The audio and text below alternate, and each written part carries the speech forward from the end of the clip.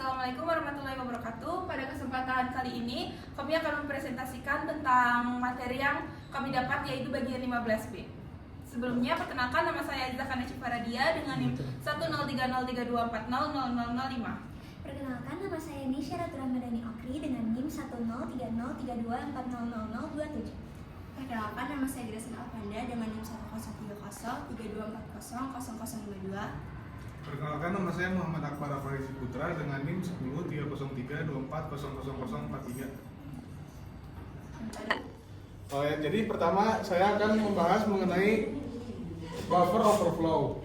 Buffer overflow adalah kondisi ketika data yang dimasukkan ke dalam suatu buffer atau tempat penyimpanan sementara melebihi kapasitas yang sedang disediakan. Agar lebih mudah dipahami, bayangkan kita memiliki gelas yang hanya mampu menampung 200 ml air. Jika kita menuangkan 300 ml air ke dalamnya, maka air tersebut akan meluber ke luar. Nah, buffer overflow bekerja dengan konsep yang hampir sama. Dalam komputer, ketika program menerima data dan lebih banyak daripada kapasitas buffer, data tersebut tidak berhenti begitu saja, tetapi akan menimpa area memori lain yang berada di sekitarnya. Prosesnya terjadi melalui 3 tahap utama. Yang pertama adalah input unchecked. Input unchecked atau input yang tidak diperiksa.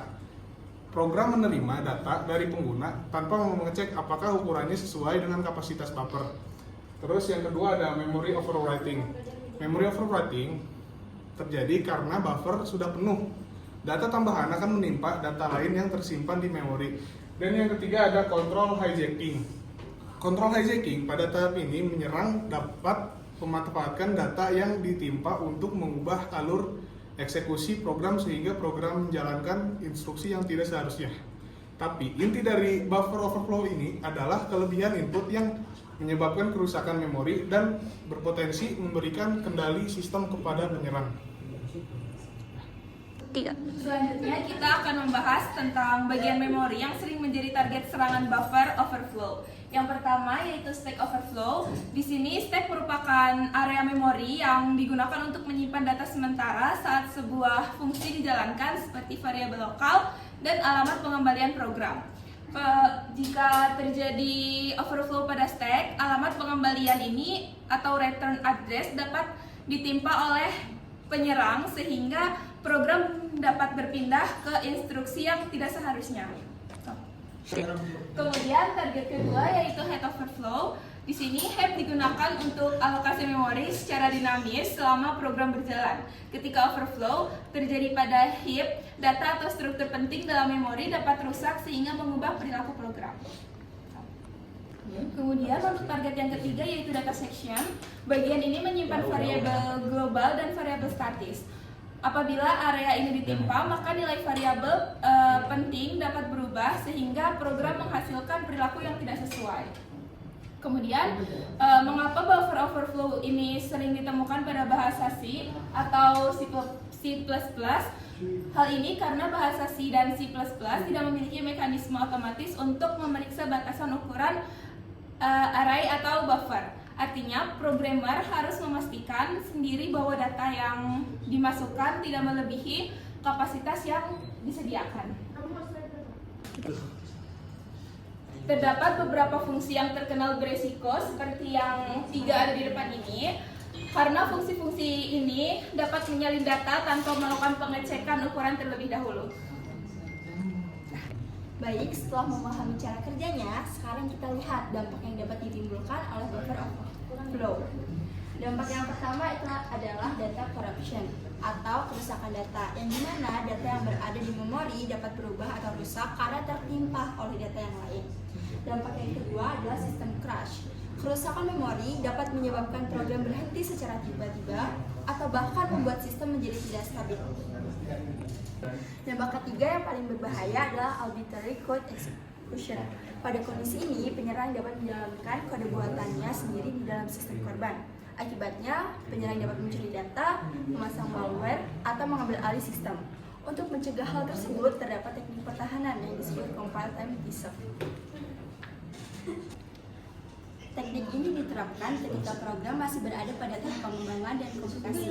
Cara yang pertama adalah menggunakan bahasa pemrograman yang aman, misalnya Java atau Python yang memiliki pemeriksaan batas memori secara otomatis. Cara yang kedua adalah menggunakan safe libraries, yaitu pustaka yang menyediakan fungsi yang lebih aman dibandingkan fungsi-fungsi lama yang rentan terhadap overflow. Cara yang ketiga adalah menggunakan safe coding standards, yaitu standar penulisan kode yang mengharuskan programmer melakukan validasi ukuran input dan menghindari fungsi-fungsi yang beresiko. Oke, selain pertahanan saat proses pengembangan tadi, terdapat juga pertahanan yang bekerja ketika program sedang dijalankan atau runtime defense. Yang pertama adalah state protection. State protection ini menggunakan canary, di mana canary adalah nilai khusus yang ditempatkan sebelum return address kepada stack. Ketika terjadi buffer overflow, nilai canary ini akan berubah terlebih dahulu. Jika sistem mendeteksi perubahan tersebut, program akan langsung dihentikan sebelum serangan berhasil dijalankan. Yang kedua adalah no execute space atau NXBit, di mana teknik ini menandai area memori tertentu sebagai area yang tidak boleh menjalankan instruksi program. Jadi meskipun penyerang berhasil menyisipkan kode berbahaya ke dalam buffer, kode tersebut tidak dapat dieksekusi oleh sistem. Yang ketiga adalah SLR atau Address Space Layout Randomization, di mana teknik ini bekerja dengan mengacak lokasi berbagai komponen program seperti stack, heap, dan library setiap kali program dijalankan. Karena alamat memori selalu berubah, penyerang akan lebih sulit menebak lokasi yang ingin diserang. Ketiga teknik ini banyak digunakan pada sistem operasi modern karena terbukti mampu meningkatkan keamanan terhadap serangan buffer overflow. Sekian presentasi dari kami. Bila ada kesalahan mohon dimaafkan. Wassalamualaikum warahmatullahi wabarakatuh.